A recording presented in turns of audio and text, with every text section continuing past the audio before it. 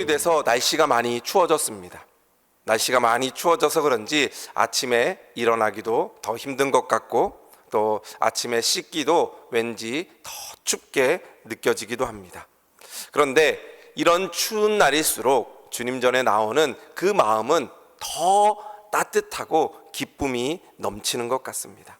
왜냐하면 우리를 맞아주는 그러한 분들이 있기 때문입니다.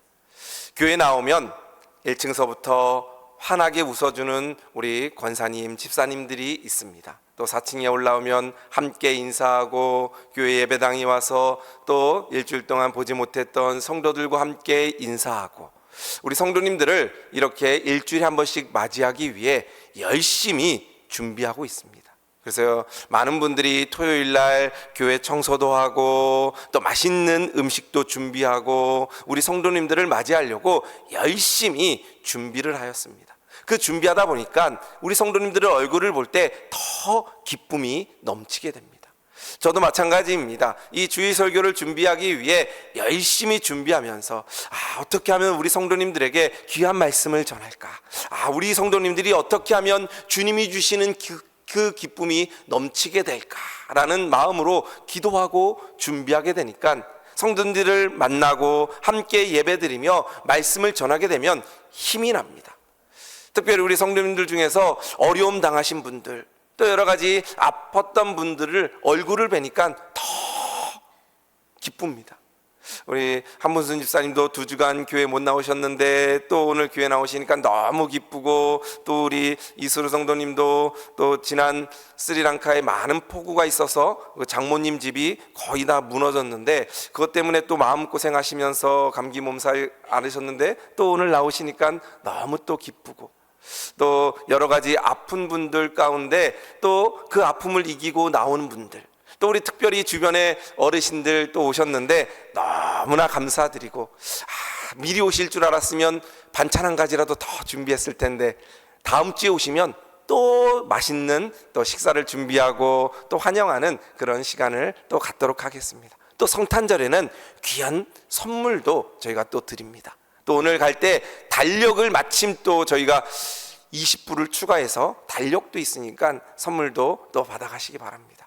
또 오늘 아침에 또 전화를 받았는데 우리 윤수찬 장로님 원래 새벽마다 나오시는데 이제 날씨가 추워져서 집에서 기도하시는가 보다라고 생각하고 새벽에 못 나오셔서 집에서 기도하시는가 보다 했는데, 오늘 전화를 받았는데 우리 장로님이 주중에 이제 혈압 때문에 응급실도 다녀오시고 입원하실 뻔했는데 다행히 입원은 안 하셨지만 또 앞으로 이렇게 또 치료하고 병원 가신다 그래서 오늘 아침에 또 얼굴 뵈니까 너무나 반갑고, 또 그 마음을, 또 아픈 걸 몰랐던 그 죄송한 마음이 또 있었습니다. 이처럼 목사는 항상 성도님들 한 분 한 분 얼굴 볼 때마다 너무나 기쁩니다. 그래서 그 야곱이 마치 에서의 얼굴을 볼 때 하나님의 얼굴을 뵙는 것 같습니다 라고 고백한 것처럼, 이 목사의 마음은 성도님들 한 분 한 분을 뵐 때마다 정말 하나님을 뵙는 듯한 그러한 기쁨이 넘치게 됩니다.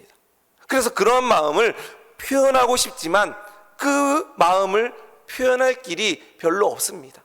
그래서 이렇게 말씀이라도 여러분들을 환영한다는 그러한 말씀을 드리고 싶습니다. 이처럼 환영해 주는 사람이 있으면 늘 기쁘게 됩니다. 저는, 또 우리 성도님들은 그런 표현하는 마음이 적을 수 있지만 주님은 여러분들을 기다리고 기다리는 그 마음이 더 클 줄로 믿습니다. 그 마음이 얼마나 큰지 우리를 위해 이 땅에 하나밖에 없는 독생자 예수 그리스도를 우리를 위해 보내주셨습니다. 그리고 그 예수님을 우리를 위해서 십자가에서 죽게 하시고, 또 그 예수님의 은혜로 말미암아 우리를 구원해 주신 그 은혜를 우리가 누리게 되는 겁니다. 하나님이 얼마나 기뻐하실지 오늘 우리 성도님들 한 분 한 분을 보면서 천국에서 그러한 천국 잔치가 열리게 될 줄로 믿습니다. 지난달에 있었던 에이펙 정상회담이 있었습니다. 2025년 10월 31일부터 11월 1일까지 21개국 회원국의 정상과 대표단들, 또 경제인들 약 2만 명이 이 우리나라 경주로 찾아왔습니다.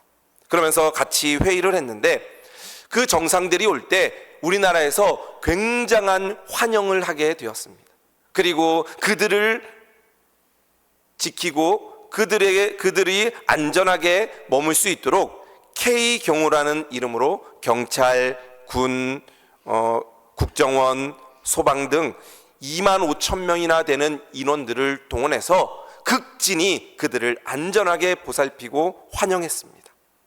이처럼 한 대통령, 한 나라의 정상들이 오면 굉장히 환영을 하고 정말 삐까뻔쩍하게 그들을 환영하게 됩니다. 한 나라의 대통령만 와도 이렇게 환영을 하는데 온 인류의 왕이신 예수 그리스도가 이 땅에 오실 때는 초라하기 그지없었습니다. 예수님이 태어나신 곳은 구유였습니다.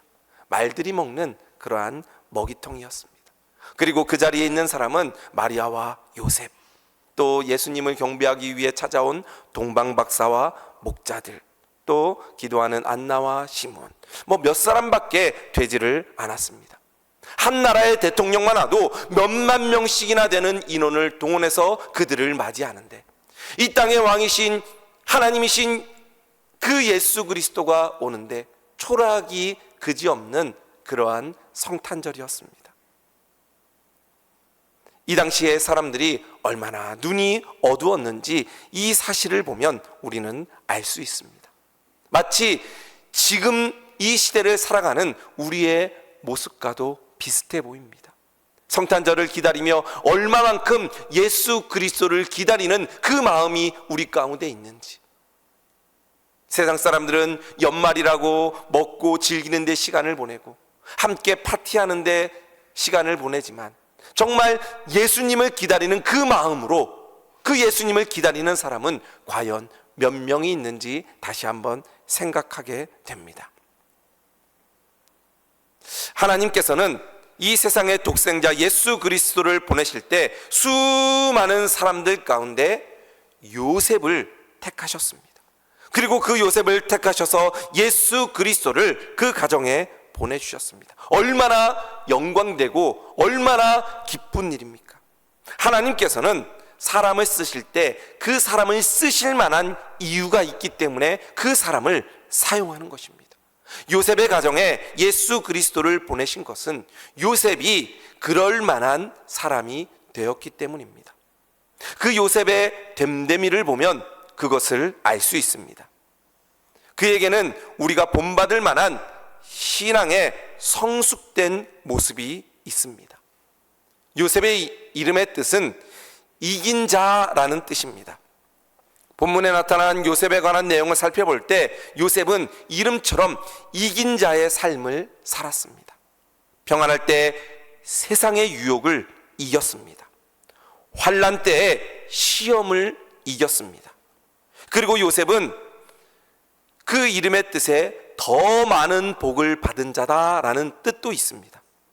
복을 받고 그것을 잘 관리하고 그랬기에 하나님께서 더 많은 복을 내려주신 겁니다. 요셉은 그 이름처럼 의인이란 인정을 받았습니다. 자신이 자신을 의롭다 이야기하는 것이 아니라 사람들이 인정하기에 의인이 아니라 하나님이 인정하시는 의인이 바로 요셉이었습니다. 우리 성도님들도 하나님이 인정하는 그러한 의인이 되기를 주님의 이름으로 축복드립니다. 이처럼 의롭게 살아가던 요셉에게 예측하지 못할 그러한 어려움이 닥쳐왔습니다.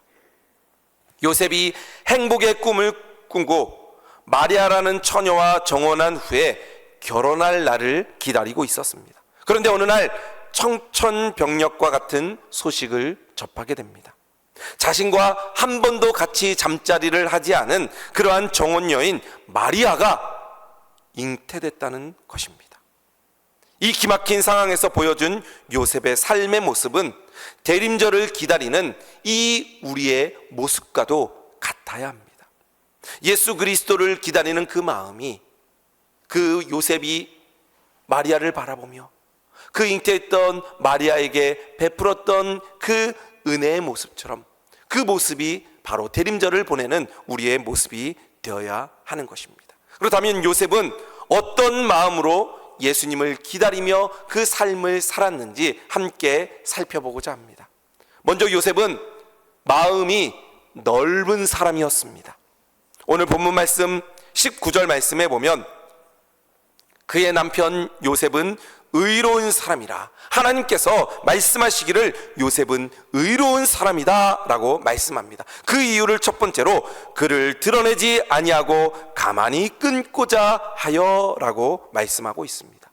요셉은 정혼한 마리아가 잉태했다는 사실을 알게 되었습니다. 그리고 이 일을 드러내지 않고 조용히 처리하려고 했습니다. 마리아를 위하는 그러한 넓은 마음이 있었던 것입니다. 만약에 넓은 마음이 아니라 속 좁은 마음을 가지고 있는 사람이라면 마리아에게 대해서 욕을 했을 겁니다. 분노를 폭발했을 겁니다. 그런데 요셉은 그렇게 하지 않았습니다. 요셉은 정혼한 그 마리아가 잉태했다는 믿기 힘든 그 사실 앞에서도 이를 분노하지 않고 화내지 않고 조용히 처리하려고 했습니다. 왜 그랬을까요? 요셉은 마음이 넓은 사람이었기 때문입니다. 요셉은 남의 허물을 덜어주고 덮어주는 사랑의 사람이었습니다. 법과 규칙을 초월해 있는 그러한 사람이었습니다. 당시의 법은 처녀가 잉태함으로 고소를 하게 되면 법관이 그 여인을 성 밖으로 끌어다가 언덕에서 밀어버려서 죽게 하는 법이 있었습니다. 또는 수많은 사람들이 모여서 그 여인에게 돌을 던져서 죽게 하는 그러한 법이 있었습니다. 만일 요셉이 많은 사람들에게 마리아가 이런 사람입니다 라고 떠벌리고 다녔다면 마리아와 그 뱃속에 있던 예수님은 죽었을 것입니다. 그런데 약혼한 마리아를 사랑하는 마음으로 그가 가만히 끊고자 하는 그 넓은 마음이 있었던 것입니다. 좁은 마음이 아니라 너그러운 마음이었습니다. 사랑이 없는 그러한 미워하는 마음이 아니라 사랑의 마음이었습니다. 요셉은 이를 드러내지 않고 감싸려고 했습니다. 법보다는 사랑이 앞섰던 것입니다. 법보다는 은혜가 앞섰던 것입니다. 바로 이런 마음이 바로 예수님의 마음이고 바로 기독교의 마음입니다. 기독교는 덮음의 종교입니다. 남의 허물을 가려주고 죄를 없애는 그러한 종교가 바로 예수님을 믿는 기독교입니다. 죄인인 우리들이 어떻게 해서 하나님의 자녀가 되었습니까? 내가 어떻게 하나님의 자녀가 되었습니까? 우리는 다 죄인이었습니다. 그런데 예수님의 그 십자가의 보혈로 우리의 죄를 다 감춰주셨습니다. 다 덮어주셨습니다. 그래서 우리는 이제는 죄인이 아니라 구원받은 의인으로 살아가게 된 것입니다. 예수님의 그 사랑으로 우리의 모든 죄를 다 덮어주신 겁니다. 마치 그 요셉이 마리아의 모든 죄를 덮어주고 감추려고 했던 그 마음과 같이 예수님께서는 우리의 모든 죄를 덮어주시기 위해 이 땅에 오신 것입니다. 옛날에 알렉산더 대왕의 초상화를 그리기 위해 한 화가가 고민에 빠졌습니다. 왜냐하면 알렉산더 대왕의 이마에는 추하기 짝이 없는 그러한 상처가 있었기 때문입니다. 화가는 이 알렉산더 대왕의 상처를 그대로 화폭에 담고 싶지가 않았습니다. 왜냐하면 이 상처가 알렉산더 대왕의 위엄을 손상시킬 수도 있었기 때문입니다. 그런데 상처를 그리지 않는다면 그 초상화는 진실된 것이 아니므로 화가 자신의 그러한 믿음이 여지없이 땅에 떨어지고 말 것입니다. 그러자 화가는 고민 끝에 한 가지 방법을 생각했습니다. 바로 알렉산더 대왕이 이마에 손을 짚고 쉬고 있는 그 모습을 그려야 되겠다 생각했던 것입니다. 그리고 알렉산더 대왕이 이마에 손을 짚고 쉬고 있는 장면을 멋지게 그림으로 그렸습니다. 그리고 이 화가는 훌륭한 화가로 인정받게 되고, 또 왕도 그 그림을 보면서 자신의 상처를 감추어준 그 화가를 칭찬했다고 하는 것입니다. 상처가 있는 것은 사실입니다. 그런데 그것을 덮어주려고 하는 그 사랑의 마음, 그 마음이 바로 그 화가의 마음이었고, 그 마음을 알았던 알렉산더도 그가 위로를 받고 그 화가를 칭찬하고 사랑했다는 그러한 이야기입니다. 우리는 다른 사람의 상처를 보면 드러내고 싶고 그 상처에 대해서 이야기하고 싶은 나쁜 마음이 종종 생길 때가 있습니다. 그런데 주님이 우리를 사랑하실 때는 우리의 죄와 우리의 상처를 들춰내지 않고 다 감추어 주셨습니다. 베드로전서 4장 8절 말씀에 보면 무엇보다도 뜨겁게 서로 사랑할지니 사랑은 허다한 죄를 덮느니라 라고 말씀합니다. 사랑은 허다한 죄를 덮느니라. 사랑은 하나님이십니다. 사랑은 예수님이십니다. 그래서 하나님은, 예수님은 우리의 모든 죄를 덮어주셨습니다. 그 십자가의 사랑으로 우리의 모든 죄를 덮어주신 겁니다. 바로 요셉도 이 사랑의 마음으로 마리아의 죄를 덮어주려고 했던 것입니다. 우리 성도님들도 예수님이 오시는 그 대림절을 보내고 있는 이 주간, 사랑의 마음이 더 풍성해져서 여러분들 주변에 있는 상처받은 분들, 아파하는 분들, 외로워하는 분들, 그분들을 사랑으로 덮어줄 수 있는 우리 성도들 되시기를 주님의 이름으로 축복드립니다. 예수님이 주시는 사랑, 그 사랑이 모든 것을 덮게 되는 것입니다. 두 번째, 요셉은 생각이 깊은 사람이었습니다. 오늘 말씀 20절 말씀에 보면 이 일을 생각할 때에 주의 사자가 현몽하여 이르되 다윗의 자손 요셉아 내 아내 마리아 데려오기를 무서워하지 말라. 그에게 잉태된 자는 성령으로 된 것이라 말씀합니다. 이 말씀에 보면 이 일을 생각할 때에 라고 이야기합니다. 요셉은 기막힌 사실 앞에서 끓어오르는 그 감정에 따라 결정하지 않고 깊이 생각했습니다. 깊이 생각할 때 주의 사자가 나타나고 그 마리아가 성령으로 잉태됐다는 사실을 알려주게 됩니다. 여기서 깊이 생각했다라는 그러한 말씀은 바로 기도입니다.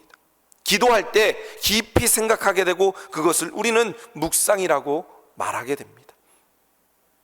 깊은 생각 없이 성급한 마음으로 하는 말이나 행동은 다른 사람에게 상처를 줍니다. 생각지도 않고 그냥 쏘아붙이면, 생각지도 않고 바로 행동에 옮기면 실수할 때가 많고 다른 사람에게 상처를 줄 때가 많이 있습니다. 요셉의 경우를 한번 생각해 보십시오. 자신과 한 번도 잠자리하지 않고 동침하지 않은 그 정혼녀 마리아가 잉태했습니다. 결과는 너무나도 세상적으로 봤을 때는 뻔한 이야기입니다. 어떻게 이럴 수 있어? 나랑 한 번도 잠자리 안 했는데 나를 배신하고 어떻게 다른 남자와 잘 수가 있어? 라고 생각하며 법적으로 고소해야 되겠다라는 그러한 생각을 할 수도 있습니다. 순간적인 감정이 올라올 수도 있습니다. 그런데 요셉은 깊이 생각했습니다.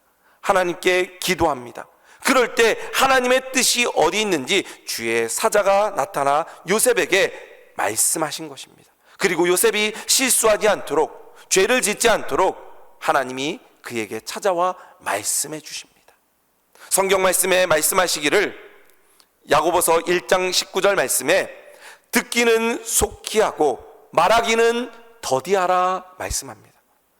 듣기는 속히 하지만 말하기는 더디하라. 그 중간의 시간에 기도하는 겁니다.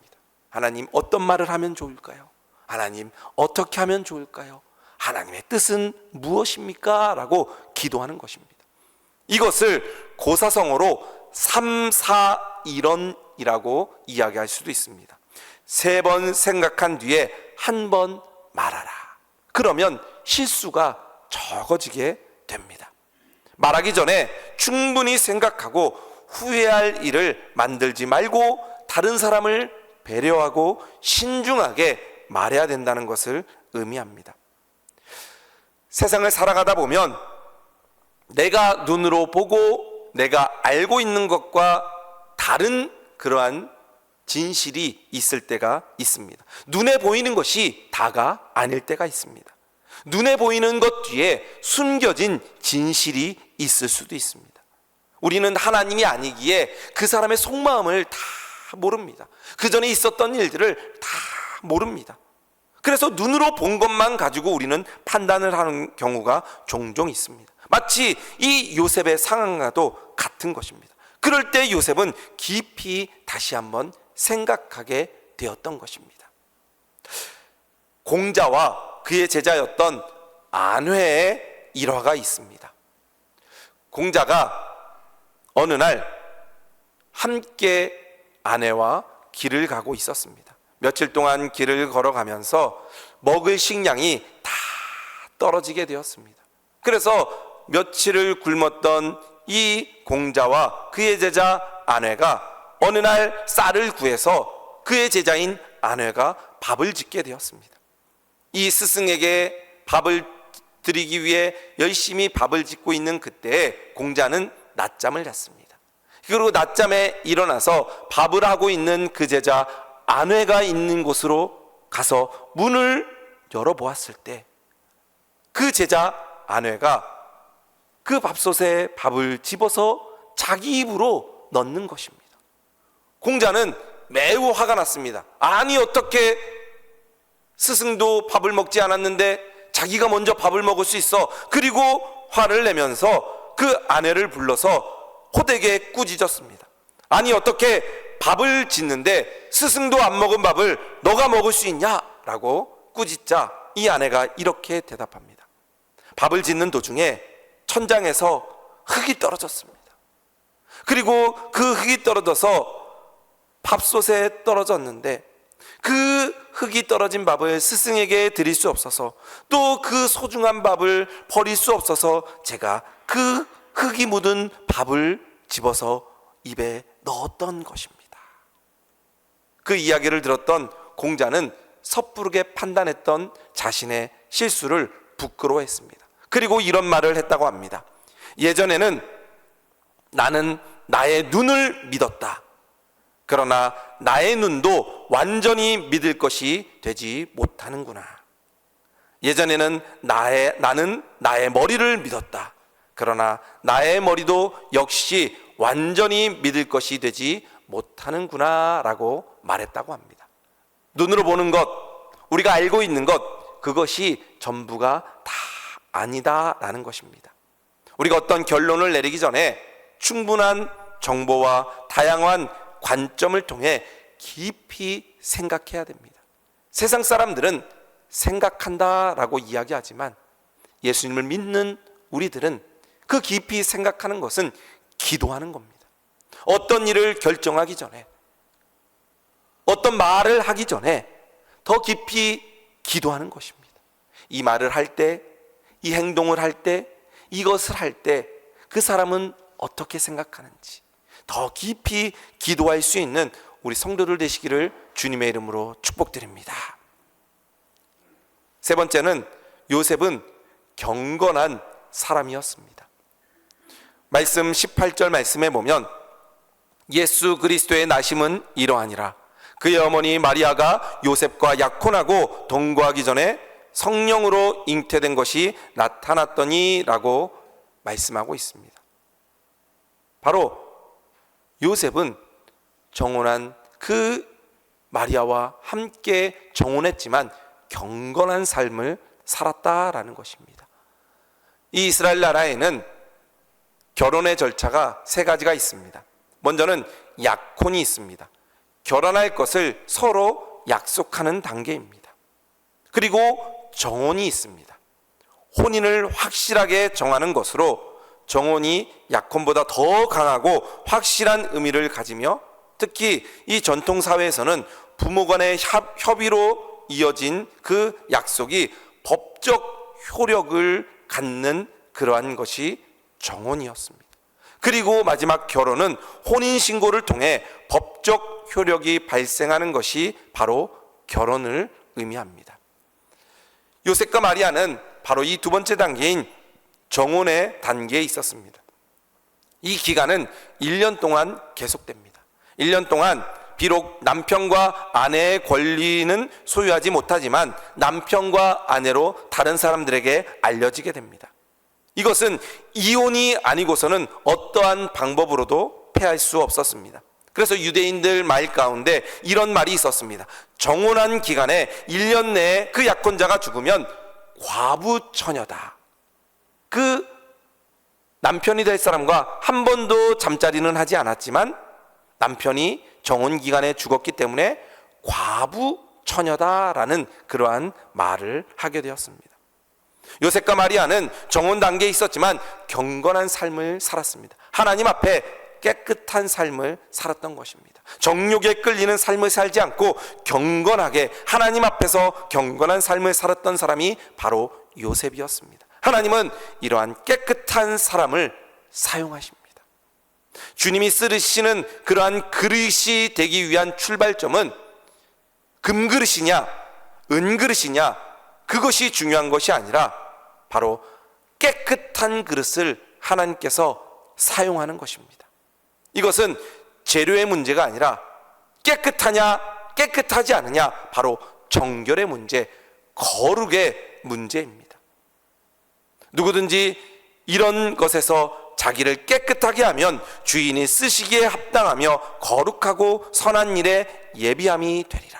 바로 하나님께서는 깨끗한 그릇을 사용하신다 말씀하고 있습니다. 그래서 하나님은 우리에게 정결한 삶을 살도록 말씀합니다. 내가 거룩하니 너희도 거룩하라. 그래서 우리가 늘 하나님 앞에 경건한 삶을 살아야 됩니다. 깨끗한 삶을 살아야 됩니다. 그 사람을 하나님께서는 축복해 주시고 그 사람을 사용하십니다. 세상이 더러워지고 세상이 죄가 가득해지지만 하나님을 믿는 우리들은 이 세상에서 썩지 아니하는 소금과 같은, 어두워지지 않은 빛과 같은 그러한 삶을 살아야 되는 것입니다. 바로 이것이 경건한 삶의 모습입니다. 하나님께서는 이러한 경건한 삶을 살아가는 이 요셉을 들어 사용한 것입니다. 이 대림절을 기간을 보내고 있는 우리 성도들, 그 어느 때보다 더 정결한 삶을 사시기를 주님의 이름으로 축복드립니다. 하나님이 기뻐하시는 장소에는 가지 마시기 바랍니다. 하나님 기뻐하시지 않는 것은 마시지 마시기 바랍니다. 하나님이 기뻐하시는 행동은 하지 마시기 바랍니다. 하나님이 기뻐하시지 않는 그러한 말을 하지 마시기 바랍니다. 하나님이 기뻐하시지 않는 그러한 것을 보지 마시기를 바랍니다. 더 정결한 삶, 깨끗한 삶을 살아갈 때 하나님께서 여러분 삶을 통하여 놀라운 하나님의 일들을 이루어 주실 줄로 믿습니다. 그런 사람이 바로 요셉이었습니다. 마지막, 요셉은 하나님의 말씀에 즉시 순종했던 사람입니다. 오늘 말씀 20절 말씀에 보면 이 일을 생각할 때 주의 사자가 현몽하여 이르되 다윗의 자손 요셉아 내 마리아 데려오기를 무서워하지 말라. 그에게 잉태된 자는 성령으로 된 것이라 라고 천사를 통해서 하나님께서 말씀하실 때 요셉은 말씀에 순종하고 마리아를 데려오게 됩니다. 순종한 것입니다. 21절 말씀에 보면 아들을 낳으리니 이름을 예수라 하라. 이는 그가 자기 백성을 그의 죄에서 구원할 자이심이라 하니라. 아들을 낳을 텐데 그 이름을 예수라는 그 말씀에 순종하고 그 아들의 이름을 예수라고 순종했습니다. 또 마태복음 2장 13절 말씀에 보면 그들이 떠난 후에 주의 사자가 요셉에게 현몽하여 이르되 헤롯이 아기를 찾아 죽이려 하니 일어나 아기와 그의 어머니를 데리고 애굽으로 피하여 내가 내게 이르기까지 거기 있으라 라고 이야기합니다. 천사가 하나님을 통해서 받은 그 명령을 말씀을 전할 때 애굽으로 가게 되는 그 말씀에 순종하게 됩니다. 또 마태복음 2장 19절 말씀에 보면 헤롯이 죽은 후에 주의 사자가 애굽에서 요셉에게 현몽하여 이르되 일어나 아기와 그의 어머니를 데리고 이스라엘 땅으로 가라. 아기의 목숨을 찾던 자들이 죽었느니라. 또 이스라엘로 가라고 합니다. 그때도 요셉은 순종합니다. 하나님께서 무슨 말씀을 하시든지 요셉은 순종했습니다. 여러분들도 하나님 말씀에 순종할 수 있는 우리 성도들 되시기를 주님의 이름으로 축복드립니다. 하나님 말씀에 순종할 때 놀라운 역사가 일어나게 됩니다. 성경에 나타났던 모든 기적들은 순종할 때 일어나게 됩니다. 가나 혼인잔치에 그 항아리에 물을 채우고 예수님께서 연회장에 떠다 주라 라는 그 말씀에 하인들이 순종할 때 기적이 일어나게 됩니다. 내 침상을 들고 일어나 걸어가라는 말씀에 순종할 때 중풍병자가 일어나 걷게 됩니다. 나사로야 나오라는 그 말씀에 나사로가 순종하고 그 무덤을 박차고 나오게 되는 겁니다. 바로 순종할 때 기적이 일어나게 됩니다. 이 대림절 기간 하나님이 주시는 그 말씀에 순종할 수 있는 우리 성도들 되시기를 주님의 이름으로 축복드립니다. 그렇게 그 말씀에 순종할 때 여러분들 이 대림절 기간은 보내는 그 기간 동안 하나님이 놀라운 은혜와 은총으로 또 예수님이 이 땅에 오신 그 성탄절을 기다리며 보내는 우리 모든 성도들 삶 가운데 하나님의 놀라운 은혜와 은총이 있기를 주님의 이름으로 축복드립니다. 말씀을 정리합니다. 요셉을 통하여 하나님은 놀라운 은혜를 베풀어 주시고 예수님이 이 땅에 오시는 그 은혜를 허락해 주셨습니다. 요셉은 의로운 사람이었기 때문입니다. 그는 넓은 마음을 가지고 용서하며 남의 허물을 덮어주는 사람이었습니다.